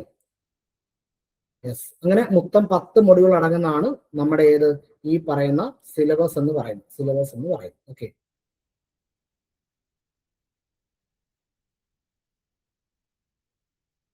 Yes. Financial management ആണ് ലാസ്റ്റ്. ഇത്രയും കാര്യങ്ങളാണുള്ളത്. നിങ്ങളൊന്ന് ആലോചിക്കുക, മോർ ദാൻ 5 ഇയേഴ്സിന്റെ എന്തുണ്ട് നമുക്ക് ഫാക്ട്സ് ഉണ്ട് നെറ്റുമായിട്ട് ബന്ധപ്പെട്ട I+. 5 വർഷത്തിൽ അപ്പുറം നമ്മുടെ ഈ ഫാക്ട്സ് ഉണ്ട്. 5 വർഷത്തിൽ നമ്മൾ സ്ട്രോങ് ആയിട്ട് നെറ്റ് ഫീൽഡിൽ നിൽക്കുന്ന ഒരു സ്ഥാപനമാണ്. ഇപ്പൊ നമ്മുടെ എത്രമാത്രം ഫാക്ട്സ് ഉണ്ടാവും ഈ സബ്ജക്റ്റുകളുടെ MCQ ആയിട്ടും, അല്ലാതെ നമ്മൾ നടത്തുന്ന മോഡൽ ക്വസ്റ്റ്യൻ പേപ്പറുകളായിട്ടും, അതല്ലാണ്ട് നടക്കുന്ന ഓരോ വർഷത്തെ PYQ ഡെവലപ്മെന്റ്സ് ആയിക്കോട്ടെ, എന്തൊക്കെ ക്വസ്റ്റ്യനുകൾ, എന്തൊക്കെ മെറ്റീരിയലുകൾ, എത്രയധികം ഫാക്ട്സ് നമ്മുടെ ഉണ്ടാകും. നിങ്ങൾ ആലോചിച്ച് നോക്കുക. കാരണം ഈ സിലബസ് എന്ന് പറയുന്നത് നെറ്റാണ്. നെറ്റിന്റെ 99% ഈ സിലബസ് എന്ന് പറയുന്നത്. അപ്പൊ ഈ മേഖലയിൽ ഒരു 5 വർഷത്തെ എക്സ്പീരിയൻസ് ഉള്ള ഒരു സ്ഥാപനം എന്നുള്ള നിലയ്ക്ക് നമുക്ക് വലിയ കാര്യങ്ങൾ ഈ മേഖലയിൽ ചെയ്യാൻ പറ്റും, അസിസ്റ്റന്റ് പ്രൊഫസർ പരീക്ഷയിൽ ചെയ്യാൻ പറ്റും എന്നുള്ള ഉറച്ച വിശ്വാസത്തിന്റെ അടിസ്ഥാനത്തിലാണ് ഈ കോഴ്സ് വരെ നമ്മൾ തുടങ്ങിയത് കേട്ടോ. അപ്പൊ അതൊന്ന് പറഞ്ഞു വെക്കാനാണ് ഇവിടെ പോയത്. ഇപ്പൊ നിങ്ങൾ എന്ത് പഠിച്ചാലും ഇവിടെ മൾട്ടിപ്പിൾ ചോയ്സിന്റെ ബാക്കപ്പ് ഉണ്ടാവും. MCQ വെച്ചിട്ടായിരിക്കും നമ്മൾ എന്ത് ചെയ്യുന്നത്, ഡിസ്ക്രൈബ് ചെയ്യുന്നത്. ആ ഒരു ഫോമാണ് നമ്മുടെ സ്ട്രാറ്റജി എന്ന് പറയുന്നത്. Okay, yes. നിങ്ങൾക്ക് ഒരു സംശയം തോന്നും, ഡിസ്ക്രിപ്റ്റീവ് എക്സാമിന്റെ ക്വസ്റ്റ്യൻ പേപ്പറുകൾ എങ്ങനെ തപ്പും?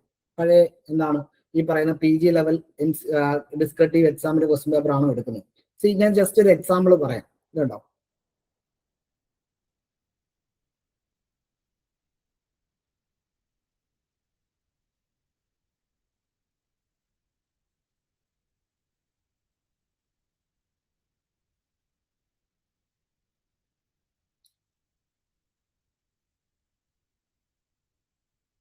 യെസ്. ഇത് 2023 PhD എൻട്രൻസിന്റെ ക്വസ്റ്റ്യൻ പേപ്പർ ഉണ്ടാവും. ഓക്കെ, ഈ PhD എൻട്രൻസിന്റെ ക്വസ്റ്റ്യൻ പേപ്പറിൽ എന്തുണ്ട്? ഈ പറയുന്ന ഡിസ്ക്രിപ്റ്റീവ് ക്വസ്റ്റ്യൻസ് ഉണ്ട്. ക്ലിയർ ആയോ? ഉണ്ടാവും. റിസർച്ച് മെത്തഡോളജിയുടെ ഭാഗത്തുനിന്ന് ഏറ്റവും എലിജിബിൾ ആയിട്ടുള്ള ക്വസ്റ്റ്യൻസ് ഉണ്ട്. Okay, yes. കിട്ടിയോ? കണ്ടോ? സബ്ജക്റ്റിന്റെ ഭാഗത്തുനിന്നും അവർ ക്വസ്റ്റ്യൻ എടുക്കും. കണ്ടോ? സെക്ഷൻ B സബ്ജക്റ്റ് ആ. കണ്ടോ? മനസ്സിലാണ്ടോ? യെസ്. അല്ലാതെ വെറുതെ നമ്മൾ ChatGPT വെച്ചിട്ട് ആ ക്വസ്റ്റ്യൻ അങ്ങ് ഫോം ചെയ്യുകയല്ല ചെയ്യുന്നത്. മനസ്സിലാകുന്നുണ്ടോ നിങ്ങൾക്ക്? കണ്ടോ? ഓക്കെ, അതായത് ഓരോ ഈ പറയുന്ന നമുക്ക് ഇപ്പോഴാണ് ഇപ്പൊ നെറ്റിന്റെ കൂടെ എന്താണ് അഡ്മിഷൻ ടു PhD കൂടെ കടന്നു വന്നത്. നേരത്തെ എന്തായിരുന്നു? നേരത്തെ എൻട്രൻസ് ആയിരുന്നു. നിങ്ങൾക്കറിയാം അല്ലെ? പല സ്ഥാപനങ്ങളും MCQ പ്ലസ് ഡിസ്ക്രിപ്റ്റീവ് എക്സാമും, ചില സ്ഥാപനങ്ങളിൽ ഡിസ്ക്രിപ്റ്റീവ് മാത്രമായിരുന്നു. അത്രയും ഡേറ്റ നമ്മൾ ഇതിനു വേണ്ടി കളക്ട് ചെയ്തിട്ടുണ്ട്. അത്രമാത്രം സ്ട്രോങ്സ്റ്റ് ആയിട്ടുള്ള റിസർച്ച് വർക്ക് അതിന്റെ ഇതിന് നമ്മൾ നടത്തിയിട്ടുണ്ട്. അല്ലാതെ നമ്മൾ ChatGPT വെച്ചിട്ട് പോകുന്ന ഒരു പരിപാടിയോ കാര്യങ്ങളോ ഒന്നും അല്ല. കാരണം ഇത് മെറിറ്റോറിയൽ ആയിട്ട് പോകണം എന്ന് തന്നെ നമ്മൾ വിശ്വസിച്ച് പോകണം. ഞാൻ അതിന്റെ എങ്ങനെയാണ് നമ്മൾ സോഴ്സ് എടുക്കുന്നത്. ഇപ്പൊ നിങ്ങളാണെങ്കിൽ പോലും പഠിക്കുമ്പോൾ ഇത്രയും ആലോചിച്ചിട്ട് വേണം പഠിക്കാൻ ഒരു ക്വസ്റ്റ്യൻ പേപ്പർ എടുക്കുമ്പോൾ പോലും അത്ര ആലോചിച്ചിട്ട് വേണം എടുക്കാൻ. അതാണ് അവിടെ പറഞ്ഞു വെക്കുന്നത്. ക്ലിയർ ആണല്ലോ അല്ലെ? ഓക്കെ അല്ലേ? യെസ്. നമ്മുടെ ഒരു സ്ട്രാറ്റജി ഞാൻ ജസ്റ്റ് ഒന്ന് നിങ്ങളോടൊന്ന് പറയാം കേട്ടോ. നിങ്ങൾ ഇനിയിപ്പോൾ സെൽഫ് സ്റ്റഡി ആണെങ്കിൽ പോലും നിങ്ങൾക്ക് അത് ഉപകരിക്കണം എന്നുള്ള ഒരു ആലോചനയിലാണ് കേട്ടോ. യെസ്.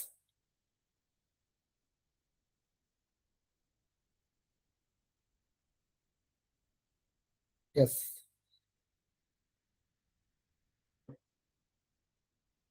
ഇതിപ്പോ financial market and service and investment management. ഈ ക്വസ്റ്റ്യൻ നിങ്ങൾ നോക്കണ്ട, ഏത് അപ്രോച്ച് ആണെന്ന് നിങ്ങൾ നോക്കിയാണ് കേട്ടോ. യെസ്. ഇതുണ്ടോ? നിങ്ങൾക്ക് ആദ്യം നിങ്ങൾ എന്ത് ചെയ്യണം എന്നറിയോ? ആദ്യം നിങ്ങളെ ഇതല്ല ചെയ്യുന്നത്. ഇതുണ്ടോ? ഹൈ വെയിറ്റഡ് ടോപ്പിക് ഉണ്ട്. ഒരു മൊഡ്യൂളിൻ്റെ അകത്ത് ഹൈ വെയിറ്റഡ് ടോപ്പിക് ചോദിക്കും. ഉദാഹരണം പറഞ്ഞാൽ ഏറ്റവും കൂടുതൽ ഈ കഴിഞ്ഞ തവണയാണെങ്കിലും പരീക്ഷയ്ക്ക് ചോദിച്ച ഏറ്റവും പ്രധാനപ്പെട്ട വിഷയം എന്ന് പറയുന്നത് ഫിനാൻഷ്യൽ ലിറ്ററസി. പ്രധാനപ്പെട്ട ഒരു വിഷയമാണ് financial literacy. Okay, financial literacy വളരെ ഇമ്പോർട്ടൻ്റ് ആണ്. എന്താണ് ഈ പറയുന്ന കോൺസെപ്റ്റുകളെല്ലാം വളരെ ഇമ്പോർട്ടൻ്റ് ആണ്. അപ്പൊ ഈ കോൺസെപ്റ്റ് നിങ്ങൾ ആദ്യമേ അതിനെപ്പറ്റിയുള്ള ബിഹേവിയറൽ ഫിനാൻസ് ചോദ്യം വന്നതാണ് അല്ലെ? അപ്പൊ ഈ ഭാഗങ്ങളൊക്കെ കൃത്യമായിട്ട് നിങ്ങൾ എന്ത് ചെയ്യും? നമ്മൾ ആദ്യമേ ഒന്ന് ഡിസ്കസ് ചെയ്യും. ഇതൊക്കെ ഭാഗങ്ങളാണ് ഈ വിഷയം പഠിക്കാനുള്ളത് എന്ന് നോക്കും. പിന്നെ നിങ്ങൾക്ക് എന്താ ചെയ്യുന്നത് അറിയോ? ഇനി ഈ ടോപ്പിക്കിനെ നമ്മൾ ഇപ്പൊ 3, 5, 8 മാർക്കിന്റെ രീതിയിലാണ് കിടക്കുന്നത് അല്ലെ. അങ്ങനെയാണെങ്കിൽ ഈ ടോപ്പിക്കിന്റെ ടോപ്പിക്കിനെ പറ്റി ഒരു അവയർനെസ് വരും, ഒരു ബേസ് ലെവൽ അവയർനെസ് വരും. അതിനുശേഷം നമ്മൾ ഈ പിന്നെ പഠിപ്പിക്കുന്നത് എങ്ങനെയാണ്? 3 മാർക്കിന്റെ ക്വസ്റ്റ്യൻ, 5 മാർക്കിന്റെ ക്വസ്റ്റ്യൻ കണ്ടോ. യെസ്. പിന്നെ വരുന്നത് ഈ പറയുന്ന 8 മാർക്കിന്റെ ക്വസ്റ്റ്യൻ കണ്ടോ, 8 മാർക്കിന്റെ ക്വസ്റ്റ്യൻ. യെസ്. അങ്ങനെ തിരിക്കുവാണ്. ഈ സിലബസ് മൊത്തം നമ്മൾ അങ്ങനെ ആക്കിയിട്ടുണ്ട്, മനസ്സിലാണ്ടോ. അതിൽ തന്നെ ഇതുണ്ടോ സ്റ്റാർ റേറ്റിംഗ് കൊടുത്തേക്കുന്നത് ഏറ്റവും കൂടുതൽ ആവർത്തിച്ച UGC നെറ്റ് അസിസ്റ്റന്റ് പ്രൊഫസർ എക്സാമ്പിളിൽ മോസ്റ്റ് പ്രോബബിൾ ലോങ് ടൈം ക്വസ്റ്റ്യൻസുകൾ മാത്രം അതിന്റെ വെയിറ്റേജ് സ്റ്റാർ വെച്ചിട്ട് നമ്മൾ സെറ്റ് ചെയ്യും. അപ്പോൾ ഒരു മൊഡ്യൂളിന് എത്രമാത്രം ഡീറ്റെയിലിംഗ് ഉണ്ടെന്ന് നിങ്ങൾ ആലോചിക്കുകയും, അതായത് ആ മൊഡ്യൂളിനെ ബേസ് ചെയ്തിട്ടുള്ള ആദ്യം കോൺസെപ്റ്റുകൾ, പ്രധാനപ്പെട്ട കോൺസെപ്റ്റുകൾ ഏതൊക്കെയാണോ അത് നമ്മൾ എന്ത് ചെയ്യും, കൃത്യമായിട്ട് ഒരു ചാർട്ട് പോലെ നമ്മൾ ഫ്രെയിം ചെയ്യും. അതിനുശേഷം 3, 5, 8 മാർക്കിന്റെ അടിസ്ഥാനത്തിൽ നമ്മൾ അതിനെ ഡിവൈഡ് ചെയ്യും. എന്നിട്ട് ആ ക്വസ്റ്റ്യൻ ബേസ് ആണ് നിങ്ങളെ പഠിപ്പിക്കുന്നത്. അപ്പൊ ഓരോ ക്വസ്റ്റ്യനും കയറേണ്ട 3 മാർക്കാണെങ്കിൽ ഈ കോൺസെപ്റ്റിന് ഈ ക്വസ്റ്റ്യൻ 3 മാർക്കാണെങ്കിൽ എന്തെല്ലാം കണ്ടന്റ് അവിടെ പ്ലേസ് ചെയ്യണം. 5 മാർക്കാണെങ്കിൽ എന്തെല്ലാം കണ്ടന്റ് അവിടെ പ്ലേസ് ചെയ്യണം. 8 മാർക്കാണെങ്കിൽ എന്തെല്ലാം കണ്ടന്റ് അങ്ങനെ പ്ലേസ് ചെയ്യണം. ആ രീതിയിലുള്ള ക്ലാസ് ആണ് പോകുന്നത്. ആ രീതിയിലുള്ള എക്സാമിനേഷൻസുകൾ നിങ്ങൾക്ക് തീർച്ചയായിട്ടും ഡിസ്കറ്റീവ് ഫോമിൽ തന്നെ ഉണ്ടാകും. ഓക്കെ, നമ്മൾ മാക്സിമം ആലോചിക്കുന്നത് ആ ഡിസ്കറ്റീവിന്റെ എങ്ങനെയാണോ PSC ആ മോഡിൽ തന്നെ പോകണം എന്നുള്ളതാണ്. ഓക്കെ, അപ്പൊ ആ ഡിസ്കറ്റീവ് എക്സാമിന്റെ പാറ്റേൺ തന്നെയായിരിക്കും നിങ്ങൾ പഠിക്കുന്നതും നിങ്ങൾ പരീക്ഷ മോക്കായിട്ട് എഴുതുന്നതും ഏത് രീതിയിലാണ് പോകുന്നത്. പിന്നെ നമ്മൾ ആ പരീക്ഷയുടെ ക്വസ്റ്റ്യൻ പേപ്പറുകളിലെ ഡിസ്കഷൻസ് അടുത്ത ക്ലാസ്സിൽ, നമ്മുടെ ക്ലാസ്സിൽ നേരത്തെ ഉള്ള കുട്ടികൾ ഇവിടെ ഉണ്ട്. നമ്മൾ എങ്ങനെയാണ് MCQ കഴിഞ്ഞിട്ടുള്ള ഡിസ്കഷൻ എന്നുള്ളത് നമ്മുടെ കുട്ടികൾക്ക് അറിയാവുന്നതാണ്, ഓൾറെഡി ഇവിടെ ഉള്ള കുട്ടികൾക്ക്. ഓക്കെ, പുതിയ ആളുകളോടാണ് നമ്മൾ പറയുന്നത്. ഓക്കെ, അപ്പൊ അത് വളരെ വളരെ ക്രിട്ടിക്കായിട്ടുള്ള ഒരു ഫീഡ്ബാക്ക് ആയിരിക്കും ആഫ്റ്റർ ദി എക്സാം നമ്മൾ എടുക്കുന്നത്. അപ്പൊ ഈ തരത്തിൽ വളരെ ക്രിയാത്മകമായിട്ടുള്ള ഒരു പഠന സ്ട്രാറ്റജിയാണ്, അല്ലെങ്കിൽ പഠന രീതിയാണ്, സമീപനമാണ് നമ്മൾ എടുത്ത് മുന്നോട്ട് കൊണ്ടുപോകാൻ വേണ്ടി ഉദ്ദേശിക്കുന്നത്. Okay, yes. അപ്പൊ അത്രയും കാര്യങ്ങളാണ് നമുക്ക് ഈ വെബിനാറുമായിട്ട് ബന്ധപ്പെട്ട് പറയാനുള്ളത്. അപ്പൊ നമ്മൾ കോഴ്സ് ഓൾറെഡി നമ്മൾ സ്റ്റാർട്ട് ചെയ്തിട്ടുണ്ട്. ഓക്കെ, അപ്പൊ തീർച്ചയായിട്ടും ഇൻഡിപെൻഡന്റ് ആയിട്ട് പഠിക്കുന്നവർക്ക് തീർച്ചയായിട്ടും ഈ ക്ലാസ്സുകൾ അവർക്കൊരു സഹായമാകുമെന്ന് വിശ്വസിക്കുന്നു. അതോടൊപ്പം തന്നെ നമ്മുടെ പാർട്ടായിട്ട് കൂടിച്ചേരാൻ പറ്റുന്നവർക്ക് അത് അങ്ങനെയും ആകാം. അപ്പൊ നിങ്ങൾക്ക് തീർച്ചയായിട്ടും ഞങ്ങളുടെ ഭാഗത്തുനിന്ന് ഏറ്റവും പ്രധാനപ്പെട്ട വിഷയം പറയാനുള്ളത് എല്ലാവർക്കും വിജയാശംസകൾ തന്നെയാണ്. നിങ്ങൾക്ക് എല്ലാവർക്കും ഈ അടുത്ത 10 റാങ്ക് ലിസ്റ്റിൽ നിങ്ങളുടെ പേരുകൾ ഉണ്ടാകട്ടെ. ഏറ്റവും നല്ല രീതിയിൽ ഈ സമയങ്ങളെ പ്രയോജനപ്പെടുത്തുക. റാങ്ക് ലിസ്റ്റ് കഴിയാറായോ, റാങ്ക് ലിസ്റ്റ് ഇനി നീളുവോ, അങ്ങനെയുള്ള ഉത്കണ്ഠകളൊന്നും നമ്മളെ കൊണ്ട് ആവശ്യമില്ല. കാരണം ഈ പരീക്ഷ എടുത്തു പഠിച്ച എല്ലാവരെയും സംബന്ധിച്ചോളം നിങ്ങൾ കൃത്യമായിട്ട് പരിശോധിച്ചു. അവരെയൊക്കെ നിങ്ങൾക്കൊന്ന് കാണാനോ, ഈ ആദ്യത്തെ 10 വന്ന ആളുകളെ ഒന്ന് കാണാനൊക്കെ പറ്റിയെങ്കിൽ അവരോട് ചോദിച്ചോ എപ്പോഴാണ് പരീക്ഷയ്ക്ക് ഒന്ന് സ്റ്റാർട്ട് ചെയ്തത്, എനിക്ക് പരീക്ഷയുടെ ഒരുക്കമൊക്കെ എപ്പോൾ തൊട്ട് തുടങ്ങി എന്ന് ചോദിച്ചു വെച്ചോ. അവർ തീർച്ചയായിട്ടും പറയും ഞാൻ നേരത്തെ തുടങ്ങിയതാണെന്ന് കൃത്യമായിട്ട് പറയും. ഓക്കെ, അതുകൊണ്ട് നേരത്തെ തുടങ്ങുക എന്നുള്ളതാണ് ഒരു പരീക്ഷയുടെ ഏറ്റവും പ്രധാനപ്പെട്ട സ്ട്രാറ്റജി. അപ്പൊ നേരത്തെ തുടങ്ങുക, ഏറ്റവും നന്നായിട്ട് ആ പഠനം പൂർത്തീകരിക്കുക, ഉയർന്ന റാങ്കുകളിൽ വരാൻ സാധിക്കട്ടെ. അപ്പൊ എല്ലാവർക്കും വിജയാശംസകൾ. Wish you all the best. Thank U.